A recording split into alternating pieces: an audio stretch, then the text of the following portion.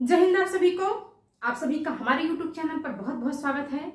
हमारा 15 प्रश्नों की जो श्रृंखला चल रही है उसमें हिंदी साहित्य से संबंधित बेहद ही महत्वपूर्ण प्रश्न रखे जा रहे हैं और आशा करती हूँ कि आपको 15 प्रश्नों की श्रृंखला जो है वो पसंद भी आ रही होगी। तो चलिए बिना देर किए हुए हम अपनी क्लास की तरफ चलते हैं और देखते हैं कि आज की क्लास में कौन कौन से प्रश्न शामिल हैं। और अगर आपको वीडियो पसंद आता है तो वीडियो को लाइक कीजिएगा और चैनल पर पहली बार हैं, हिंदी साहित्य से संबंधित तैयारियां कर रहे हैं तो चैनल को सब्सक्राइब कीजिएगा, क्योंकि आपका सब्सक्रिप्शन और आपका कमेंट ही हमारा मोटिवेशन होता है। तो चलिए अपनी प्रश्न की तरफ चलते हैं और देखते हैं कि आज की क्लास में कौन कौन से प्रश्न सम्मिलित हैं। तो पहला जो प्रश्न है, प्रभु जी तुम चंदन हम पानी, बहुत ही महत्वपूर्ण प्रश्न है और परीक्षा की दृष्टि से वेरी इंपॉर्टेंट नहीं, मोस्ट इंपॉर्टेंट है, क्योंकि ये टीजीटी में पूछा हुआ है, पीजीटी पूछा हुआ है और एलटी में पूछा हुआ है, तीनों में पूछा हुआ है। तो इसमें अगर हम देखें तो ये वाला प्रश्न जो है पीजीटी 2011 में पूछा हुआ है, टीजीटी 2013 में पूछा हुआ है, एलटी 2017 में पूछा हुआ प्रश्न है। बहुत ही महत्वपूर्ण प्रश्न है कि प्रभु जी तुम चंदन हम पानी किसकी कृति है? सूरदास की, कबीर की, गुरु नानक की रैदास की कृति है? तो प्रभु जी तुम चंदन हम पानी किसकी कृति है। दूसरा प्रश्न है कि कबीर दर्शन किसकी कृति है? रामलाल की, कि रामदास की, कि डॉक्टर रघुवंश की, कि हजारी प्रसाद द्विवेदी की? तो कबीर दर्शन जो है इसमें क्या है? इसमें कबीर की वाणी का क्या है? संकलन है, वाणी का संकलन है। और इसकी ये जो कृति है ये किसकी है? ये डॉक्टर रामलाल जी की है। किसकी है? रामलाल जी की कृति है। और धर्मदास ने कबीर की वाणी का जो संकलन किया था वो किस नाम से किया था? वो बीजक नाम से किया है। और डॉक्टर रघुवंश जो थे इन्होंने कबीर की वाणी का जो संकलन किया है उसका नाम है कबीर एक दृष्टि। कबीर एक दृष्टि। और डॉक्टर हजारी प्रसाद द्विवेदी ने कबीर की वाणी का जो संकलन किया है वो कबीर नाम से किया है। किस नाम से किया है? कबीर नाम से किया है। इसको नोट कर लीजिए। हम अपने अगले प्रश्न की तरफ चलते हैं।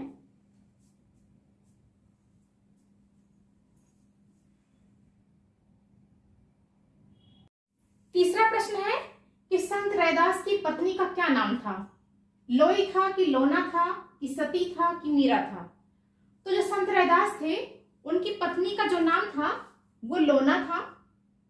क्या नाम था? लोना था। और ये जो लोई थी किसकी पत्नी थी? ये कबीर की पत्नी थी, कबीर की पत्नी। और जो सती थी ये किसकी पत्नी है? सुंदरदास की, सुंदरदास की पत्नी थी। और ये तो मीरा का कुछ नहीं इसमें है। लोई जो थी वो कबीरदास की पत्नी थी, लोना जो थी वो संत रैदास की पत्नी थी, और जो सती थी वो सुंदरदास की पत्नी थी। चौथा प्रश्न है ज्ञान समुद्र किसकी रचना है? सुंदरदास की, कबीर की, रैदास की, कि रहीम की? तो जो ज्ञान समुद्र है ये सुंदरदास की रचना है। हमारा पहला वाला ऑप्शन इसमें सही होता है। और सुंदरदास के जो प्रमुख ग्रंथ थे वो दो ही ग्रंथ थे। पहला था क्या? पहला ज्ञान समुद्र और दूसरा क्या था? सुंदर विलास। ज्ञान समुद्र और सुंदर विलास इनकी दो ही प्रमुख रचनाएं मानी जाती हैं। तो इसको नोट कर लीजिए।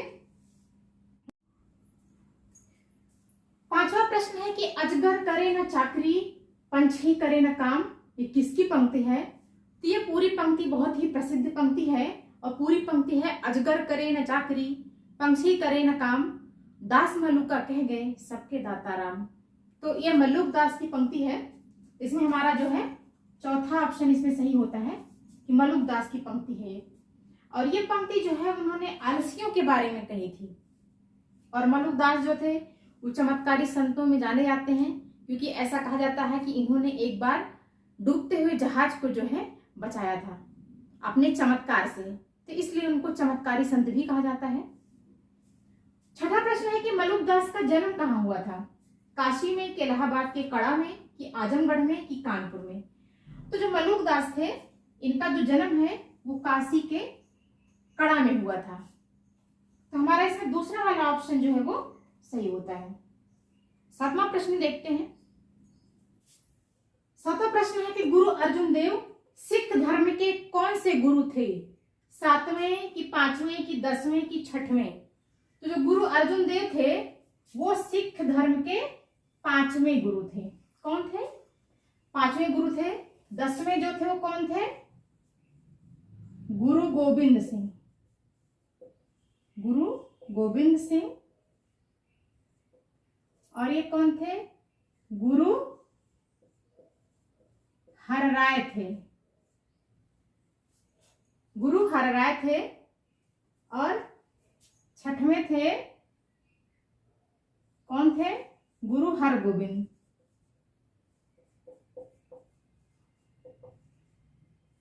गुरु हरगोविंद थे। 8वां प्रश्न है,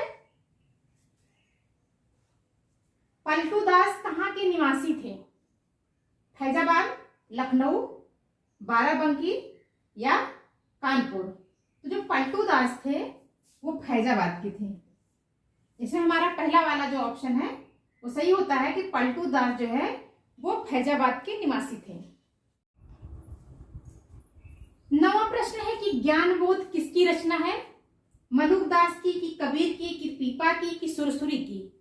तो जो ज्ञान बोध है वो मलुकदास की रचना है। और इनकी भी और भी रचनाएं हैं, जैसे हो गया भक्त वच्छावली,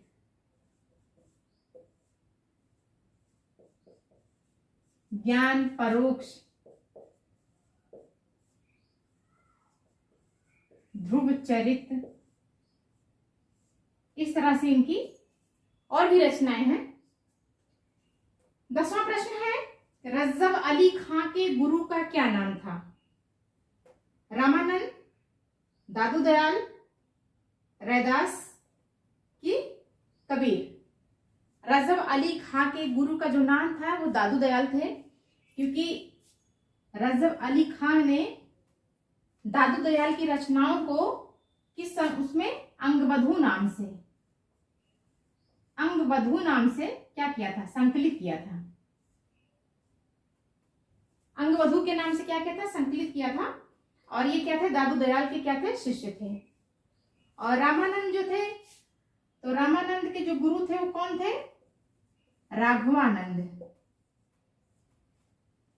रैदास के गुरु कौन थे? रामानंद राघवानंद के भी थे और कबीर के भी थे। दोनों लोग के गुरु कौन थे? रामानंद थे। इस तरह से हमारे 10 प्रश्न कंप्लीट हुए। 13वां प्रश्न है कि चंडी चरित्र किसकी रचना है? गुरु नानक की, गुरु गोविंद सिंह की, गुरु अर्जुन देव की, गुरु तेग बहादुर सिंह की? तो चंडी चरित्र है वो गुरु गोविंद सिंह की रचना है। और ये जो रचना है ये जो है पूछा हुआ प्रश्न है परीक्षा में, बहुत ही महत्वपूर्ण प्रश्न है।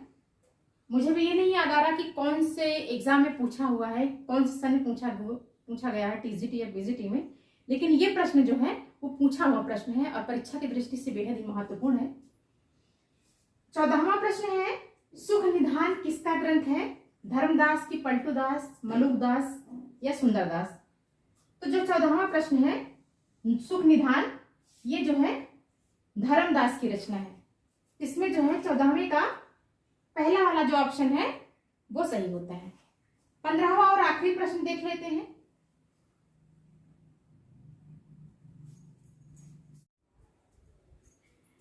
और आखिरी प्रश्न है कि जपू जी किसकी रचना है? गुरु नानक की, कि गुरु गोविंद सिंह की, कबीर की या रहम की? तो जो जपू जी है ये गुरु नानक की रचना है और बहुत ही महत्वपूर्ण रचना है जपू जी। तो 15वें प्रश्न का जो है पहला वाला जो ऑप्शन है वो सही होता है। और आशा करती हूँ कि 15 प्रश्नों की श्रृंखला आपको पसंद आई होगी। अगर 15 प्रश्नों की श्रृंखला आपको पसंद आई हो तो कमेंट बॉक्स में जरूर बताइएगा। और अगर चैनल पर हमारे नए हैं तो चैनल को सब्सक्राइब कीजिएगा, कमेंट कीजिएगा, क्योंकि आपका कमेंट ही हमारा मोटिवेशन होता है। और चैनल को शेयर भी करिएगा, ज़्यादा से ज़्यादा लोग महत्वपूर्ण प्रश्नों की श्रृंखला का लाभ उठा सकें।